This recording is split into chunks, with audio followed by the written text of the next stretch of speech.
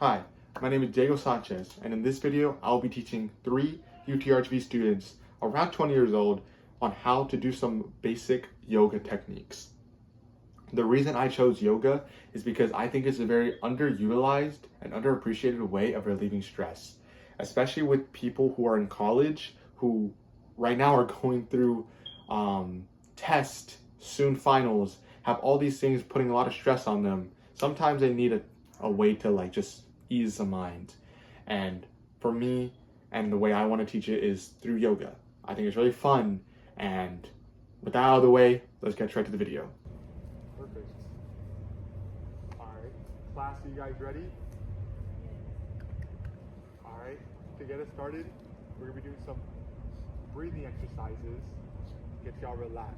So if all y'all don't mind getting on the blanket, crisscross applesauce style. And right here, just to relax, and you grab your knees, however you like. Keep your back straight, and just close your eyes and start breathing. Breathe in, breathe out. Close your eyes, and just feel the air coming into your lungs, expanding, and exhale through your mouth. Feel the cool air flowing in, the hot air exhale. And while you do this, I want y'all to calm your mind. And I want you to clear everything. And while you do this, focus on the sound of nothing. Hear the wind.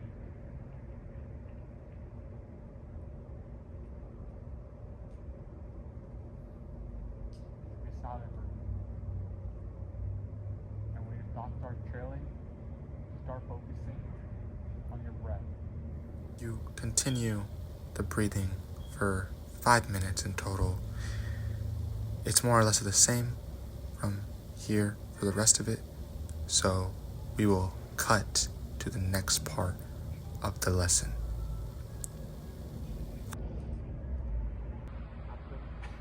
Here I am explaining to the students how we will start on the stretches. We start with a head roll, and I explain to them how it needs to be gentle, single direction, and make sure you don't jerk your head in any motion too strong. Keep it smooth and steady. Then we go to the other direction, and we are keeping that motion as well, making sure it's gentle and smooth. We then go into a crossbody arm hold and make sure to keep the arm parallel to the ground. Breathe in.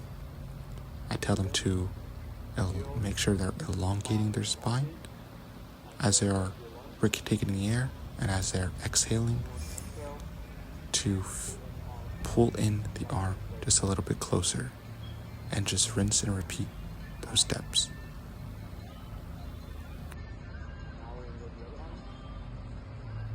Here we are swapping arm holds to the other arm, and once again, rinse and repeat. I reassure them and remind them that the breathing has to elongate the spine and decompress the spine as well.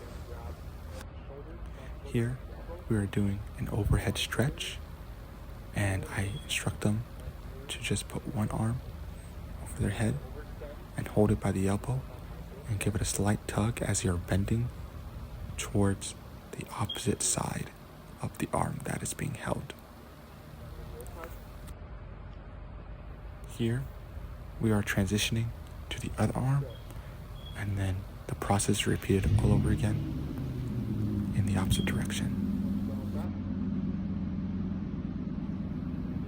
We then go into a straddle position, and I instruct them to go down and hit a Spider-Man-like pose, and I tell them you should feel the stretch in the the inner thigh of the extended leg and to keep the stretch there and steady.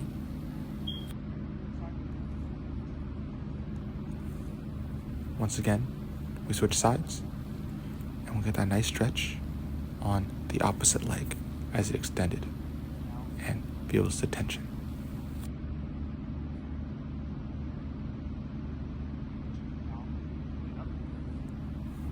After those stretches, we get up, we stay in the straddle position, and we lean forward, and we allow gravity to pull us down, and we should feel the stretch in our inner thighs and our hamstrings. Once again, we keep this position held, and I instruct the students to just stay calm and do not overstretch. We finish off this portion with some trunk twist, very gently. We are just getting that decompression in the back once again and making our body loose for the next portion.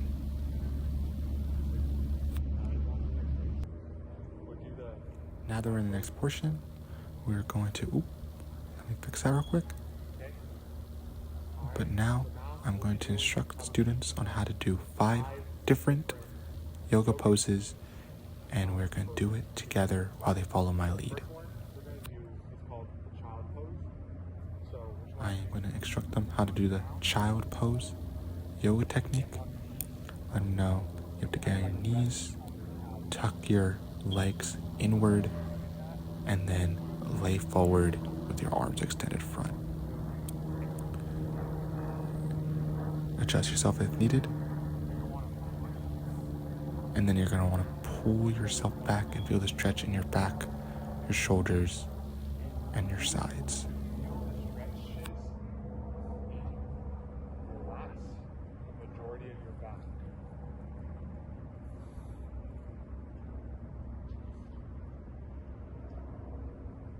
Kind of think of it as doing like a little shrug while your hands are up in the air. So you're doing that while you're on the ground. You know what I'm saying? Like this. You're doing that while like on the ground. Good. You come up now. Miracles. Alright. Now after that one, we'll be learning the cow pose. We come back and we're doing the cow cat pose. And here I am showing them on how to position themselves on all fours and then dipping your belly and leaning into that natural arch that your all backs have, and exhaling and picking that back up and getting that nice stretch. We're going to do this for about 3 minutes, and then at the end of 3 minutes we'll go to the next pose.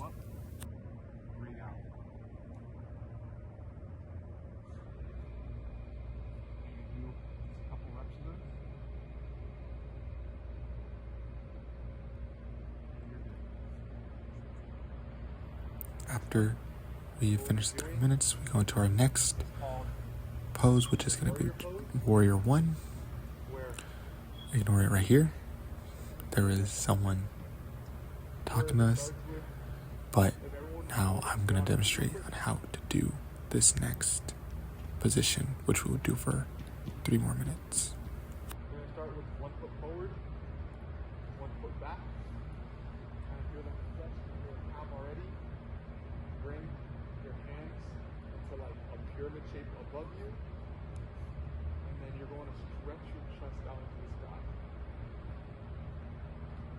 while bending your back a little bit. You should feel the stretch in your chest, arms a little bit.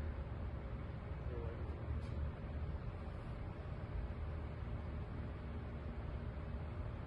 Remember to keep on breathing in and out.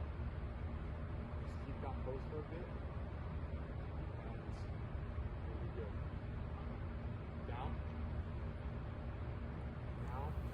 Next on the list is the downward dog. I tell everyone to get down and once again return to all fours. And this one's a little different from the cat-cow pose. We're actually going to be more on our toes this one, and I'll let myself demonstrate.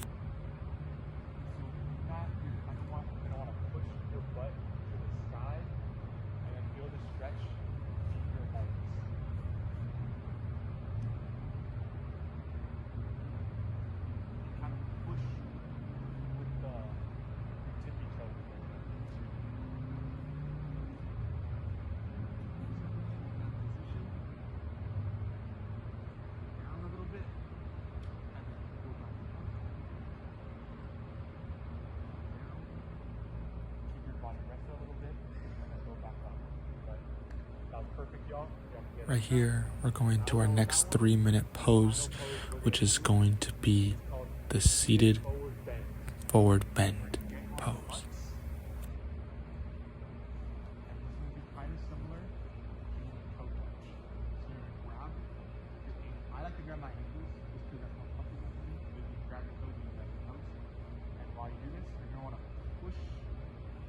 Body forward, and you're going to feel that stretch in your legs. So just go to your comfort. If you cannot reach your toes, just grab however far you can onto your legs and kind of use that as a tool to pull your body forward. The main key here is just to go at your own comfort level. If you cannot do the full range of motion, do not force it.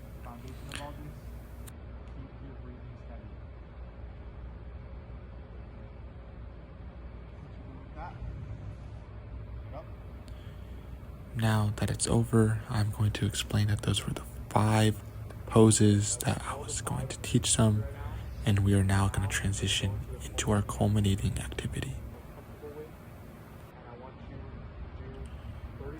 Our culminating activity, as I'm explaining to them, is going to be them choosing 3 of the 5 poses they had just learned, and they're going to perform it for me consecutively, back to back to back, with no demonstration from me on how to do each pose.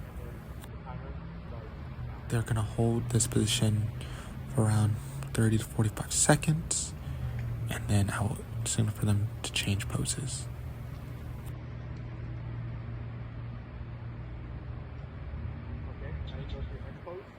I signal for the students to change their positions, and without a demonstration, they go to their next pose that they decided on, and once again, they'll hold this for another 30 to 45 seconds.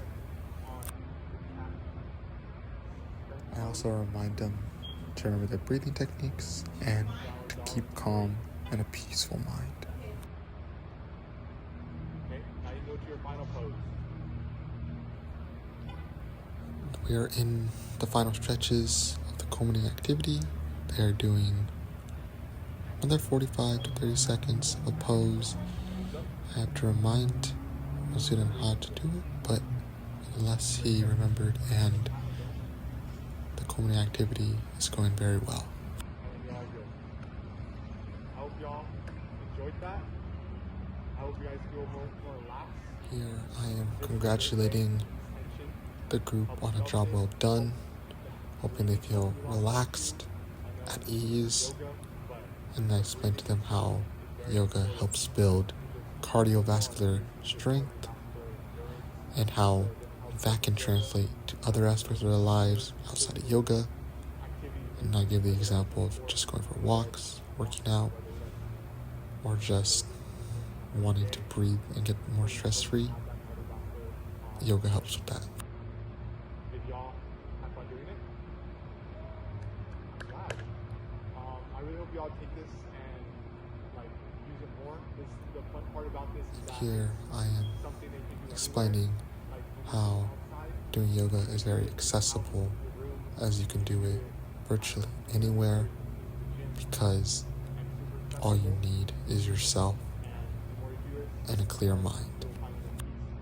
Honestly, you don't have a favorite pose or you have a favorite part of the exercise that you enjoyed? I am continuing to engage with the students by asking them questions like, what was your favorite part of the activity?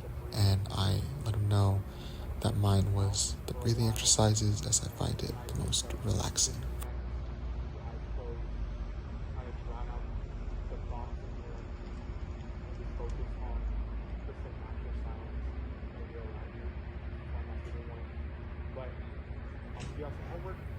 And to wrap it up, I give them some homework to do on their own, which is to work on the breathing exercises, particularly the one we did with the seated breathing awareness.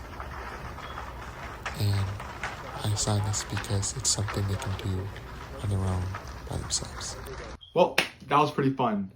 After the entire lesson, I feel the students were really engaged, and honestly, it was a blast. And just to reflect on the entire lesson that I just presented, I really felt like the students were engaged with me.